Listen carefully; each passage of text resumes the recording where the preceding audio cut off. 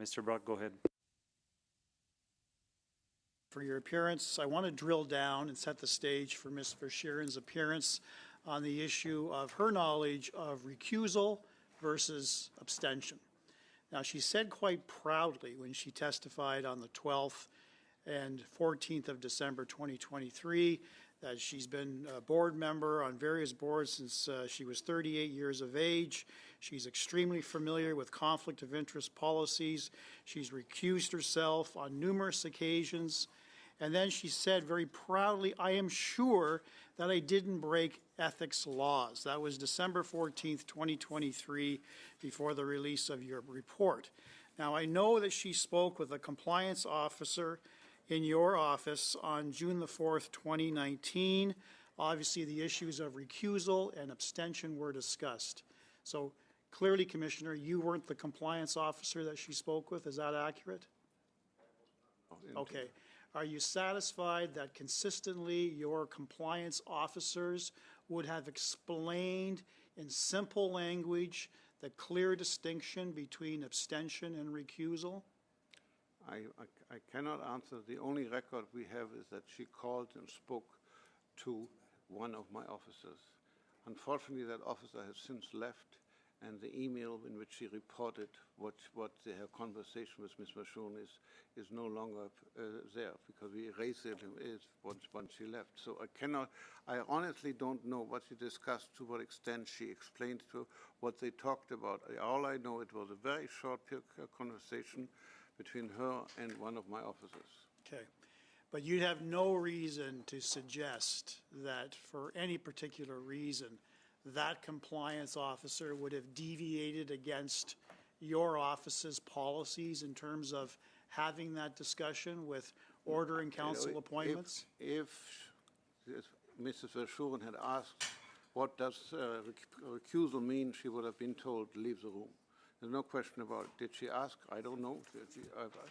I have no evidence what the conversation was about and what it concerned. I mean, when a public officer is newly appointed, they may have all sorts of concerns, and that's why they phone us. It's unfortunate that unfortunately I have no record of what was discussed.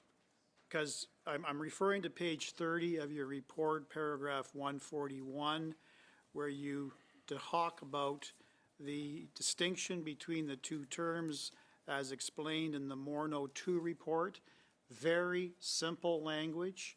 I think moving forward, you might want to, as a suggestion, it's obviously entirely up to you, Commissioner, but as a suggestion for future discussions with these appointees, having that simple language explained in light of the classic examples that she demonstrated, where she took legal advice as opposed to stating to you that she understood her compliance with not only policy, SDTC policy, but the Conflict of Interest Act were paramount.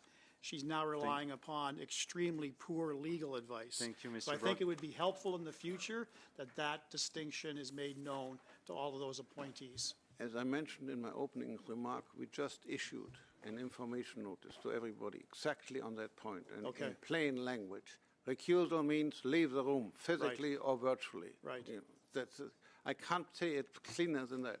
I agree. Thank you. Thank you, Commissioner. MP Gahir for 5 minutes. Great. Thank you, Chair. Thank you, Commissioner, for appearing before the committee. I wanted to ask about your role more generally.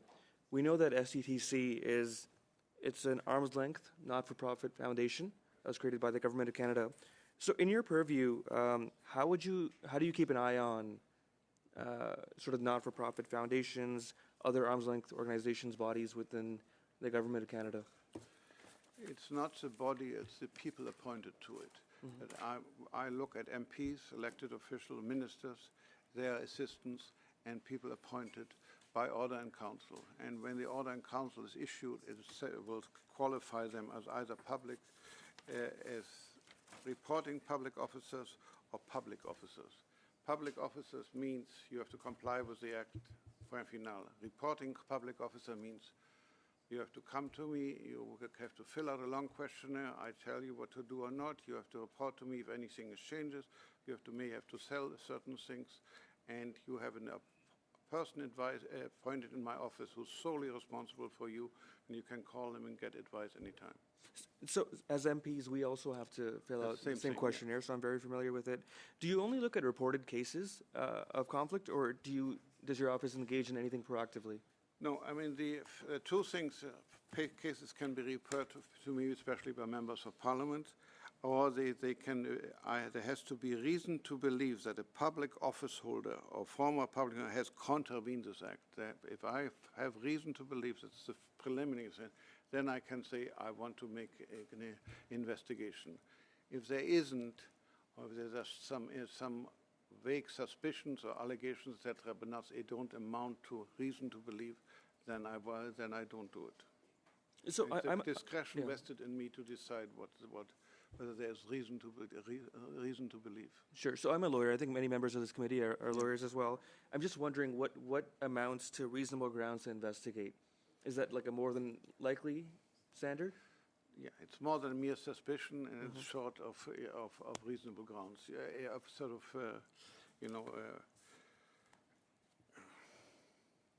I mean, the act is vague because there is more than, I think your definition was probably about the right one. Yeah. It's more, there's a likelihood there, and that's why you. Okay. And so the parties that are being investigated by your office, do they know that they're being investigated, or? You're informed. You can bring your counsel, which you normally do. You're put under oath, and then we ask you questions, and then we may want to have certain records. We have the power to issue a subpoena ducis tecum to get everything, and we can also subpoena third parties. Mm-hmm. So do you think it would be fair to say that if there's not been a complaint by someone or a third party, or your office has not picked up on something that's off in the disclosure itself, your office generally will not know if there's misdoing or misgoings? Yeah, I know. We won't know unless it's something in the public. Usually, it may somebody informed us, or else there's something in the papers or on TV or something that is sufficient to meet the threshold I just mentioned. Okay. So I think because we've seen this line of criticism from the Conservatives as well, but they keep claiming that you, as a Trudeau-appointed commissioner, failed at your job by not sufficiently keeping an eye on Ms. Verschuren throughout her appointment. I think the questions that I've asked have clearly shown that your job is not to sort of keep a proactive eye, but it's through disclosures or through complaints that reach your office, correct? Well, I'd like to take an objection to Trudeau appointed. I was appointed by Governor and Council, and the appointment was approved unanimously by House of Commons. So I'm not partisan in any way. I was appointed because of my former history in the public service, and as I say, all parties agreed to it. My job is to honestly and objectively administer this act. And then on the criticism that you were to proactively keep an eye on Ms. Verschuren, I think your answers have clearly shown that is not in the purview of your office. No, I've essentially act on either information that is sent to me, or if there's something that's in the public domain that is sufficient to trigger the of giving me reason to believe that a conflict of interest has been. But I'm not doing and it's in supervision of people, not of organizations. Great, thank you. Thank you very much, MP Gahir, and thank you, Commissioner. Thank you, Council, for your presence here with us today. We're off to a great start to this session. And on that, we will briefly suspend, and we'll be right back in about 5 minutes with an adversary. Thank you. Meeting suspended.